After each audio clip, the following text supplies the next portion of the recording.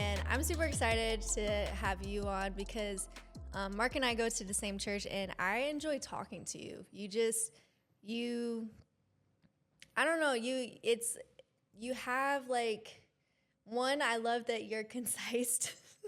Mark will spend time talking on the stage too, and Mark just gets to the point, and he's very, you're service director, yeah. Yeah. So he just directs and he just does what needs to be said. He's skilled in communication, and that's what I admire about him. But no, there's so many qualities, and yeah, I'm super excited that you're on. Well, I'm honored to be here. It's exciting to sit down and talk with you and your viewers and listeners. So excited to do it. Yeah. Well, you're one of probably the only people I've met that openly, I just love your story, but you openly share, and like, it's almost like you brag about it. Like, I was adopted. Yeah. And Yeah. so I just wanted to have you share a little bit about your story, and from there I can ask you some questions, but just how coming to know that, coming to know that truth, and what was that like in navigating that? Yeah. So in the adoption community, I think it kind of suffers from kind of bad PR, so to speak. Like I don't know if you've noticed in movies and things like that, sometimes there'll be jokes about adoption. I can't remember which one it was, but it was one of the Avenger movies, and it was Thor and Loki. Oh, yeah, And they were talking, and so Loki does Loki things. He does something crazy. And so Thor says, "Oh, don't mind him. He's adopted." And I remember sitting in the theater and that kind of sinking in. And so me being me, I yelled, "Oh yeah, that's really funny." And people kind of got uncomfortable. Oh, you actually yelled this? Yeah, I absolutely. No, Oh, wow. I full on, I yelled out, "Oh yeah, that's really funny. Yeah. Adoption's really a joke." And everybody kind of around, my family's like, "You're embarrassing us." Yeah. And people around are kind of shifting around. But the idea of humor, which I love, is that a good joke, a good setup has an element of truth in it. Yeah. And that's so true. you only get a joke. Like, inside jokes don't work on a broad level because they're inside. Right. So when you tell a joke, there has to be kind of a shared truth in that. And the shared truth about adoption is that it's got a bad rap. People are like, "Oh, you're misbehaving, you must be adopted," or like it's some crazy secret. Yeah. I love being adopted. I didn't always love being adopted. Yeah. Because the reality is that a large portion of people that are adopted are suffering from an identity crisis. So there's this idea that, my biological mom, my biological dad didn't want me. And so I have learned that is a wrong assumption. So my parents from the very beginning told me that my mom, who was 14 years old, so here's the reality with me. My biological mom was 14 years old. My biological dad was 18 years old.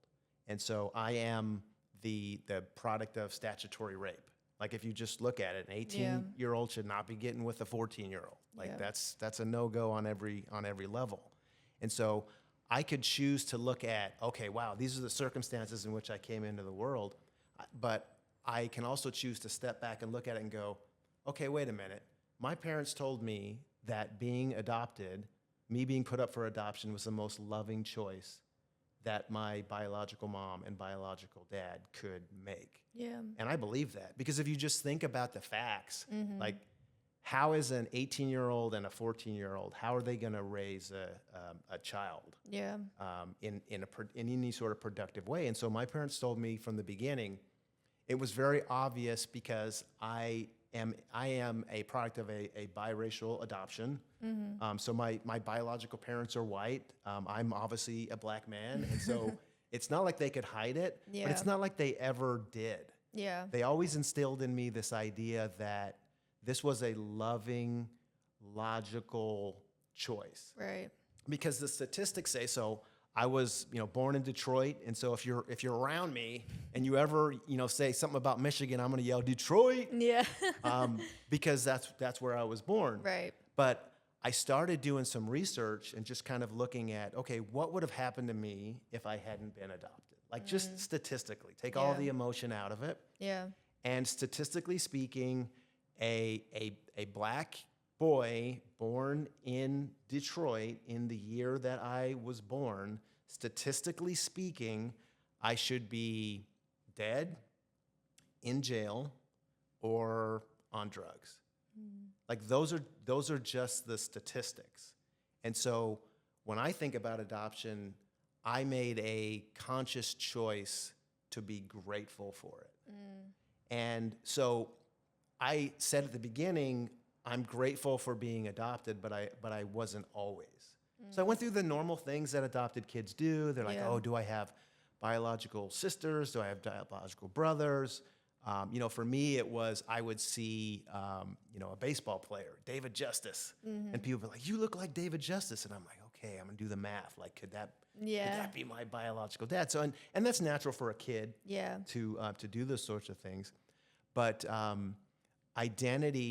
your identity based on just the premise of adoption, it's a tough thing. And so for me, I chose to work out that identity crisis, if you will, through my faith.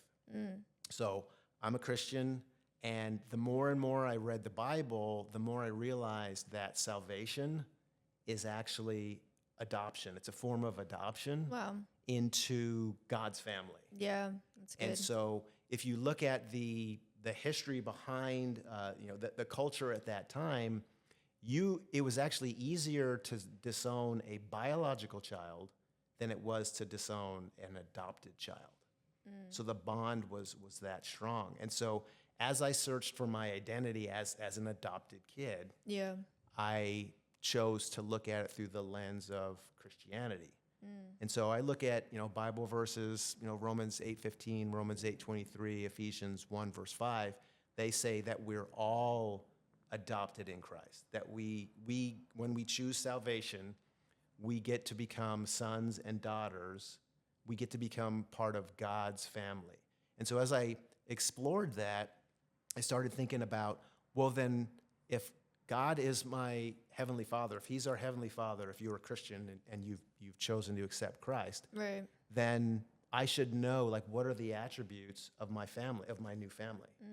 Because when I was adopted by the Molzen family, Colin and Cindy Molzen, I became a Molzen. Yeah. And so I followed their attributes, hard work, discipline, valuing education. And so I took that and I looked at, okay, so as a Christian, who does God say I am? And so that led me to actually writing a book called Chosen with Purpose. Okay. And what I do is I draw the parallel between my search for identity as an adopted child and my identity in Christ. And it's an adoption book for sure. But I think that everyone on every level at some point is searching for their identity. They're saying, who am I? How do I fit in this world? What's my purpose? Right. Yeah. Yep. That's so good. What did it look like for you? Like, how old were you when you came to that realization of working that out? Like, when did that kind of start, and what were some of those steps that you took? That's a great question. I think it started when I was 17. So I was always young in my class. So I went to college at 17. What? Yeah, I know. Didn't know That's nothing. a whole nother question in itself. That's a whole nother podcast. That's what it is really a debacle that it's a miracle that I survived that. So at 17, my parents, did the normal things a parent would do. Hey, we give you a graduation gift. We try to set you up for success as you're moving out. One of the gifts they gave me was my adoption file. Oh, wow. And so I got to kind of read through it and understand, my biological mom, grandparents, dad, all those sorts of things. And so that process of starting to reconcile that started to come into play. And then also I started realizing that, God has a very specific plan for me. No clue what it was at that time. Yeah. It was an absolute mess. But I started seeing little clues, like I am a drummer. I'm not a good drummer, but I'm a drummer.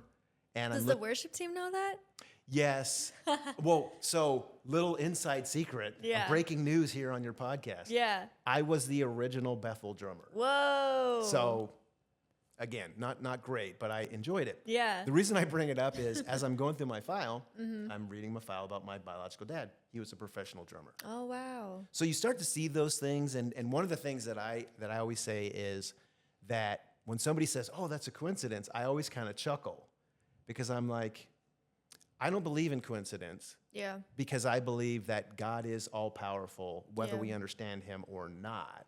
And so little details like that started me along this journey of, there's something else going on here. Yeah. Maybe there, I'd heard in church, it's like you become a Christian and like you get a Bible and then you have to memorize Jeremiah 29:11. Yeah. Like, oh, I know the plans I have for you. And so I had heard that verse before, but I didn't really believe it. But I started seeing little clues about Yeah. me that were not coincidences. And so I really started diving further into that process. That's so cool you brought that up because even like the little things, right? And like the DNA and like how God works and moves, like you said, like you don't believe in the coincidence. Yeah. And I can just speak from that personally too, because when I decided I wanted to go into film, that was a completely separate thing from what I originally wanted to do growing up. And I just felt like super prompted, and I was like, I don't know, it's just like it just feels right. But the crazy thing about it was once I was in film school, I kept like getting confirmation. But the crazy part about it was we were in film history class and the professor started speaking about like the founders of Hollywood, one of them being a Hungarian Jew, which I'm actually Hungarian. So it was like in that Wow. moment, God was like, it's in your bloodline. Yeah. Like you're covered by the blood, I always tell people that are trying to figure out, like, what's my purpose? I always say that I believe that we've been given clues. Yeah. Obviously, as a Christian, I believe that God has left us clues, and those clues look something like this. Whatever that thing is that just brings you life, Yeah. like you do it and you just get lost in it, and it's just hours go by, and all of a sudden you look up and you're like, whoa, I didn't know I'd spent that much time. That thing that you would do for free, Yeah. like it's just in you, you're just like, I just want to do this. I believe that that's a clue that God gives us as to what we are supposed to do. Yeah. The Bible would talk about how we're fearfully and wonderfully made. If you're not a Christian, you could look at it just from the perspective of, well, why am I good at this? Like this person is not good at this. Yeah. I'm really good at this. It comes naturally to me. It feels easy. You're almost like, yeah, let me explain it to you. Yeah. I believe those are clues that we've been given as to what our purpose is. Now, with the way that I was brought up and valuing education, Yeah. I've come to kind of this philosophy of find those things that you're passionate about and you would do for free, Yeah. and then find a way to wrap education or a certification around that and get a job, and you're just going to have an amazing life when Yeah. you're pursuing what you were made to do. Yeah, that's good. That's good. So I have to ask you because one, you were talking about you started college at 17. Yeah. And already you're talking about education. So you sound very disciplined and very just structured. And so podcast is called Adulting with Grace, but as you were coming to know the Lord and then understanding the topic of grace, I think for myself, because like trying to be like, oh, I got to do this, I got to do this, I got to do this, grace just didn't come naturally to me. And I even still find myself like wrestling with the idea, if you will. How was it for you? Because you've also mentioned in conversations with your upbringing with your dad being, I think you said military? Yeah, he was in the Air Force for 25 years. Yeah, so you have like that, Sure. Yeah, so how was it, the topic of grace, and how was that for you? Yeah, I wouldn't say there's a lot of grace in a military family. Yeah. It's kind of a very, it was run in a military way. It was like, here's the order, here's what I'm asking you to do. If you have any questions, see the order. Yeah. It's, it's very much like, this is what I would like you to do. I don't need to discuss it with you. Yeah.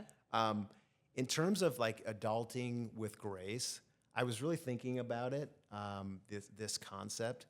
And for me, adulting with grace is kind of giving yourself a break. I am my own worst critic. Yeah. Like I felt that for myself. I'll give you an example. Like I just did my first Brazilian Jiu-Jitsu tournament. Okay. And I won both matches. Wow. My opponent did not score on me. I won gold. And I'm watching my matches and I'm just disgusted with myself.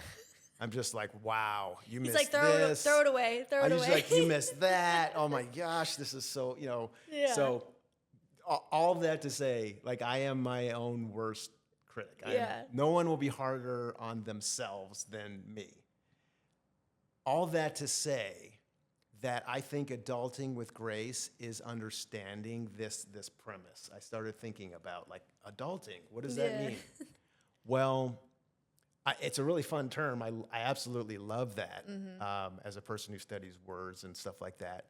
But I started thinking about what does it mean to be an adult? And I think it's built on a false premise. I think it's built on this idea that you should be at this place in your life, and you should have this, and this by this age. And if you don't, then you're a loser. You're failing. You're failing. Yeah. It's like, what is wrong with you? I think adulting with grace is, I'm going to tell, again, I'm breaking news here on the podcast. I'm going to let everyone know, like, it is a myth. This idea that you're supposed to be somewhere at some point, and you're supposed to have these things. Yeah. It's a myth. Yeah. So the grace is understanding that any of those things that have been put on you, by your parents, by your friends, by society. Yeah. Like, don't carry that around. Like, the grace is understanding that you have a specific purpose. You have a specific thing that you were put on this earth to do. Yeah. And it's your purpose, not someone else's purpose.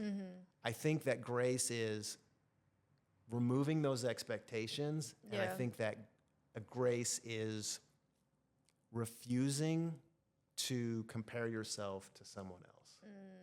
Like, I think that is, if more people did that, I think there would be less stress and less anxiety. Yeah. To be sure. Yeah. Well, ladies and gentlemen, Mark Molzen just came up with the definition for adulting with grace. That's so good. That's so good. Because, I mean, even just to elaborate with what you said is, like, because I started doing that, putting so much pressure on myself. Like, by this age, you got to have this. And the fact and the truth is, like, you're only, and even just having knowledge too, right? Like, oh, you should know this. You should be able to do this. And I think the truth is, like, you're only 11 once. You're only 18 once. Like, how are you supposed to have all of it figured out? Like, and the information in the world, it's so big, and you're waking up stressed out. And I think it's so much better with the mindset of like, well, I'm going to take each day to learn, Yeah, and I have a thought on that, is you have to give yourself grace, but you also need to live your life in a purposeful way. So sometimes you think about grace and you're kind of like, oh, I can just kind of give myself a break. Yeah. And I don't, hey, no expectation. Don't put that on me. Yeah. And that's true, because I'm not contradicting myself. Right. I'm saying have grace with yourself, but also be purposeful. In other words, like, we get this amazing gift every single day.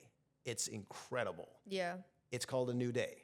It's good. You get 24 hours. Everybody gets it. Black, white, Yeah. Asian, Mexican, Yeah. old, young. Everybody gets a fresh 24. When I talk about being purposeful, I think that we would all do better if we chose how we were going to spend that time. So an example would be, you get 24 hours. You're going to decide how many hours you're going to sleep. Yeah. You're going to decide how much time you're going to eat. You're going to decide how much time you're going to, watch that show, binge that show, Yeah. read that book. Now, unless you're independently wealthy, you're going to have a certain amount of time, Yeah. 8 to 10 hours of work. So that's like a chunk that's not really, you don't get to decide what you're going to do with that. Right. But you do get to decide what you're going to do with the rest of it. And so I try to live my life in such a way that I'm being purposeful. So if I have a particular goal, then I'm going to decide, all right, I'm going to do this particular thing in this particular time. So just to give you an example, as I was writing my book, employed full time, stressful job, had to commute, almost an hour each way. Yeah. Plus I've got a family, plus I have, other responsibilities and Yeah. things like that. So when am I going to write? Right. Well, I decided to be purposeful with my lunch hour.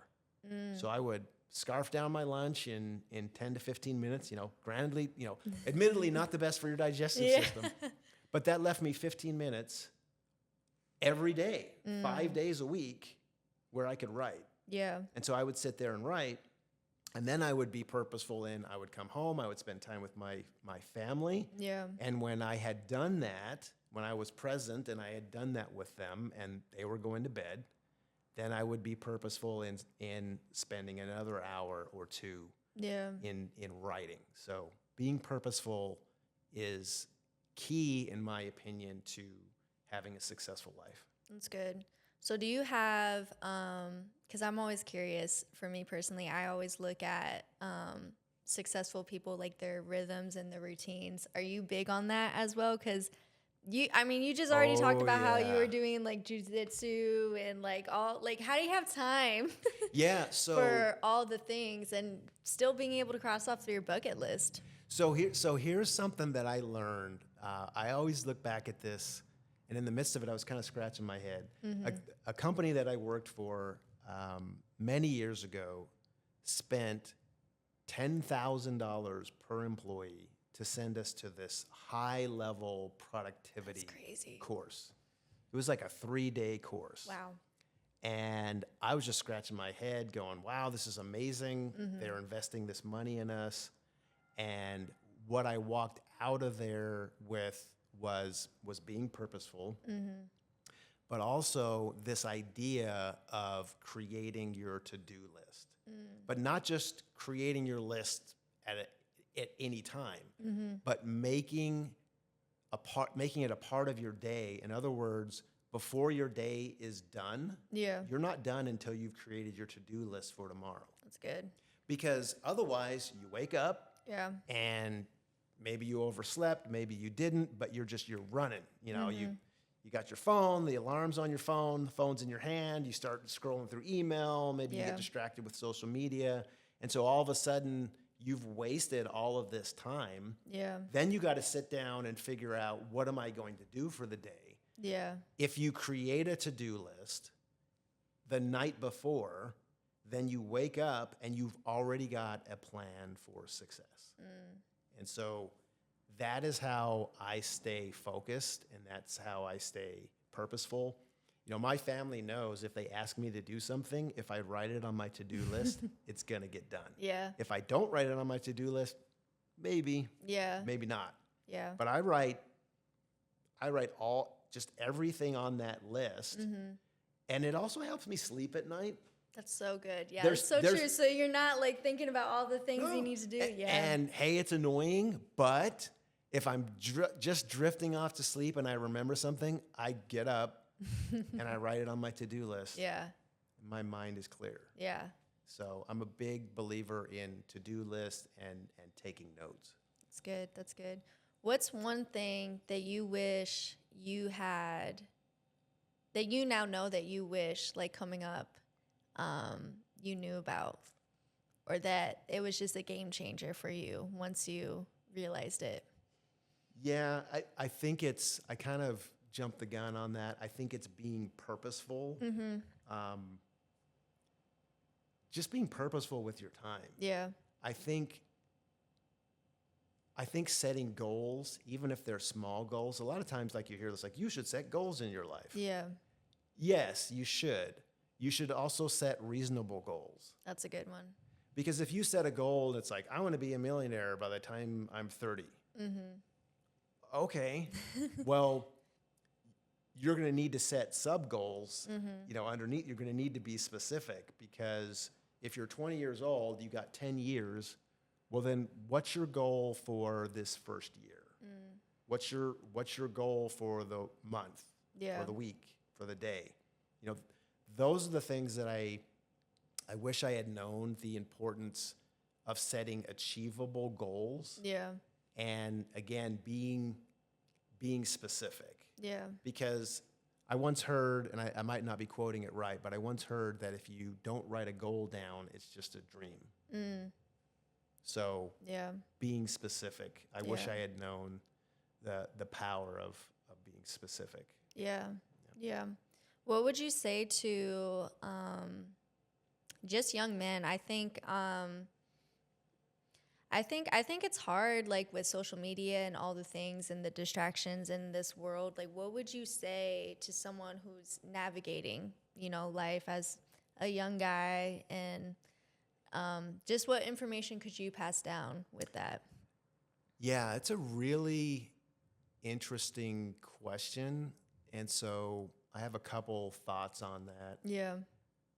I want to pass along the advice that I got from my dad. I mean, he was, as we've said, he was military, but not just military. He was what is called a Mustang, which is you go into the military enlisted and you leave an officer.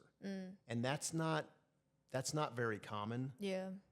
The reason why he was able to do that was he was very disciplined, and he had a love, an appetite for learning. Yeah. So he would get bored and he'd go out and get a master's degree. Oh, wow. Yeah. So it's like that discipline Yeah. and that love of learning. And so in terms of advice for young men, I want to pass along some things my dad mentioned to me. And, one of the things is, it sounds very cliche, but it's very solid advice. Do your work before you play. You'll actually be more settled. You'll be less anxious. You'll have less anxiety. Like, we all know there are things we need to do. Yeah. And putting them off does not help. Putting them off just raises stress. Yeah. There's also a level of satisfaction, kind of back to the to-do list. There's a level of satisfaction of crossing things off. Yeah, for sure. You're like, I'm doing what I am supposed to do.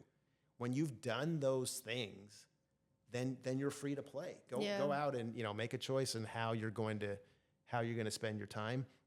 But if you are doom scrolling, if you're on social media and you're supposed to be doing this other thing, or you've set a goal and you've done nothing to achieve that or take a step towards that, then you're out of alignment. Like it literally is, do your work before you play. Yeah. And then the other piece of advice is, and I hated it when my dad gave it to me, be careful who you hang out with. Be careful who you surround yourself with. Yeah. I mean, I very clearly remember my dad telling me this, and I was just like, oh, old man, like, you don't understand me. Like, you don't get me. You don't get me. Yeah. Like, my friends. Times are different. Yeah, my friends are cool. Yeah.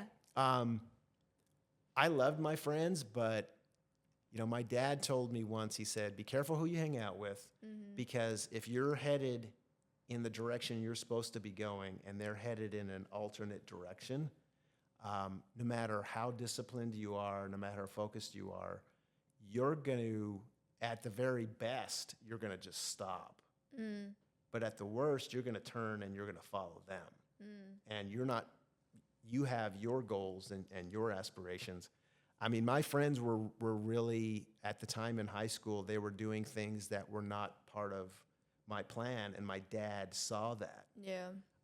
I like statistics, and so there's a financial guy by the name of Dave Ramsey, brilliant man.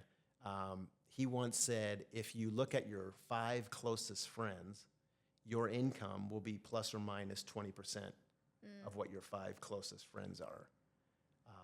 I also look at it from the perspective of your friends have a lot more influence in your life than you probably want to admit. So I would say, be purposeful, do work before you play, and then be very careful. Like you may need to make some hard choices. Yeah, that's good. Because your friends should be encouraging you to be the best version of you that you can be. They should be encouraging you to pursue your goals. Right. Your friends should be talking with you about what are your goals. Like they should be challenging you. Yeah, holding you accountable. It's like the people you surround yourself with are going to make you better. So like back to this Brazilian Jiu-Jitsu thing, which my son and my grandson and I just decided 6 months ago that we were going to do this as a family. And so when I'm in the gym, like I'm the new guy, I'm the white belt. I don't know a ton of things. So I purposely seek out and I surround myself with people that have higher belts than me. Like I love to roll with the upper belts. Yeah. Because they're going to show me the flaws in my approach. Yeah. They're going to strengthen me. I mean, really, they're beating me. They're submitting me. Like it They'll really take it is easy on you. Yeah. And then when you're in the middle of it, you're like, well, this sucks. Yeah. But then later, as you're understanding, like, oh, they're actually making me better because they're challenging me and they're forcing me to think in a different way. That's the same thing your friends should be doing for you. Yeah, that's good. That's something I really appreciate and admire about you, because I think oftentimes people, it's like once you make a certain, or like once you get somewhere in life, it's like, okay, you can stop being challenged, or you can stop being, around certain people that are going to hold you accountable. And I don't see that with you. And that's something I really admire, is like you purposefully seek that. You purposefully ask for the accountability and the checks and balances with that. Yeah. I mean, when you're judging yourself against yourself, Yeah. I mean, this is cheating. It's biased. I mean, it's like, I'm great. Yeah. I don't need any, no room for improvement. Yeah. Those sorts of things. So yeah, you have to make sure that you're just not surrounding yourself with people that are going to agree with you, or even people that are like at the same point in their life as you are. Yeah. So like you need to find a mentor. You need to find people that are doing what you would like to do, and they're successful with it, and challenge yourself. That's good. That's good. Last question. What would you say to someone who is navigating the adoption route and, coming to either like have just heard it for the first time, or like coming to terms with it and the working out all of what you said? Like what would be your encouragement and advice on that? Do you mean someone who is an adoptee or someone who's looking to adopt? You could answer both. I can answer both. So let me tackle the second one first. Okay. So if someone is looking to adopt a child, you really need to do your research. You really need to understand what you're getting into. It's not all fairy tales, gumdrops, and roses. I mean, when I spoke about the issues of adoption and identity, that's a real thing. Like Yeah. that is a statistical fact. Yeah. And so I would say do your research. I would say talk to couples that have adopted children. Mm-hmm. I would say attend an adoption conference Yeah. and just listen to the panel speakers, try to understand what the experience is from the opposite side. Right. And then also one of the big issues if you are considering adopting someone is there's this concept in the adoption community called the savior complex. Mm-hmm. And it's this idea that you are quote unquote saving this child. Yeah. If you have that mentality, then you probably need to step back and re-examine what your motivation is. Right. I'm not saying that someone who wants to adopt, their motivation is wrong. I'm just saying have an honest conversation with yourself, because that mentality is going to seep into your adopted child's mind. It's interesting, as when I was doing research for my book, my parents always told me that I was chosen, and the name of my book is Chosen with Yeah. Purpose. And the common psychologist idea is don't tell your children that they're chosen, because the reverse can become true. It's like, well, wait, well, my biological parents didn't choose me. So all of a sudden you're dealing with this rejection thing. Mm-hmm. I highly disagree with that. I think if it's properly grounded, Yeah. for me, being chosen was this idea of marrying it with my faith and realizing that there isn't anything special about me, Yeah. but there's certainly something special about my parents, and certainly special about Jesus in terms of salvation, Right. Right. and those sorts of things. So that's my advice for someone who is looking to adopt.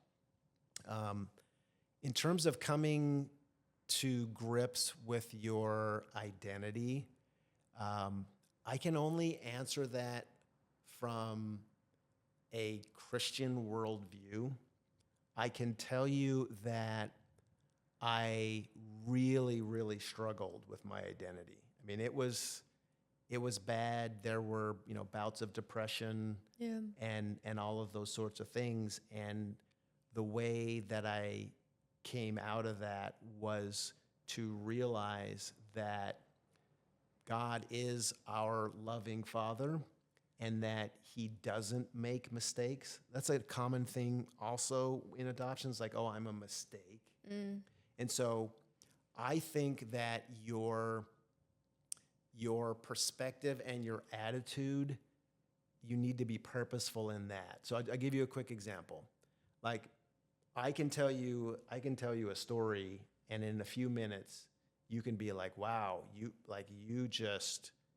it's just amazing that you survived.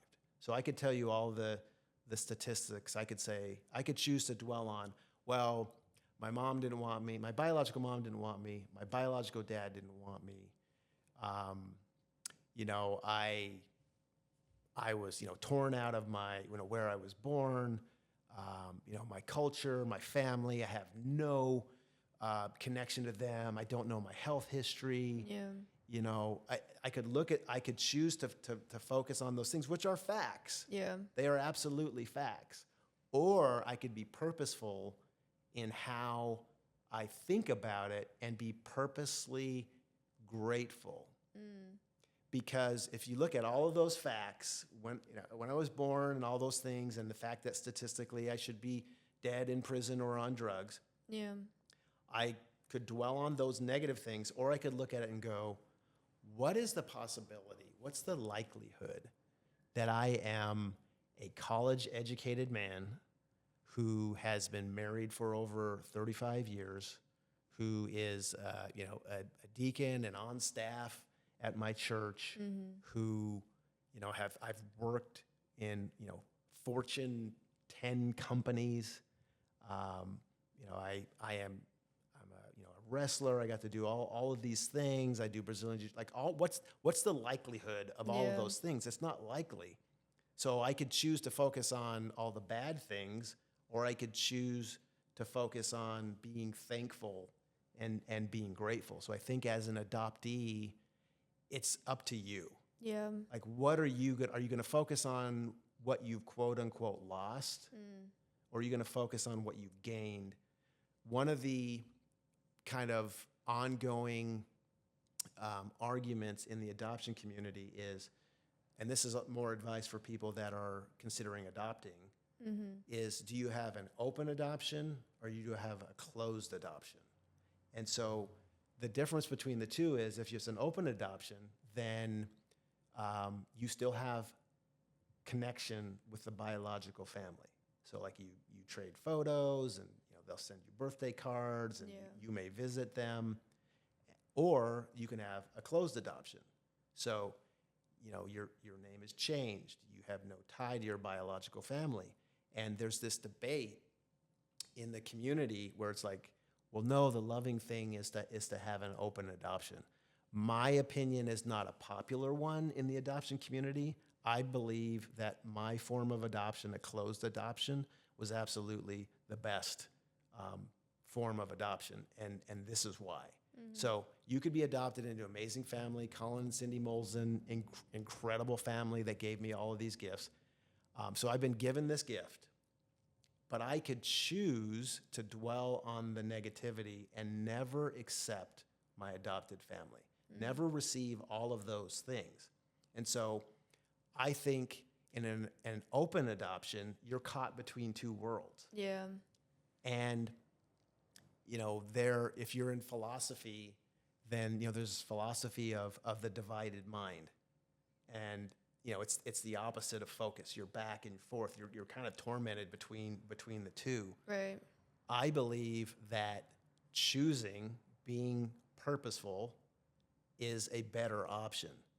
Now you could say, oh well, Mark, you had a closed adoption, like you had no choice. Not true. With technology today, with AI tools and all these things, if I wanted to find my biological family, I could. Yeah. I'm reasonably sure I could find someone. But I made a choice to accept my adoption and to accept all that was being offered to me by my adopted family. And so I'm a huge believer in choice. I believe at the end of the day that free will and choice, that people do amazing things and people do horrible things. I think it is one of the most valid proof points to the power of God. Yeah. He doesn't force us to choose him. Yeah. He gives us every opportunity to choose him, but he doesn't force us.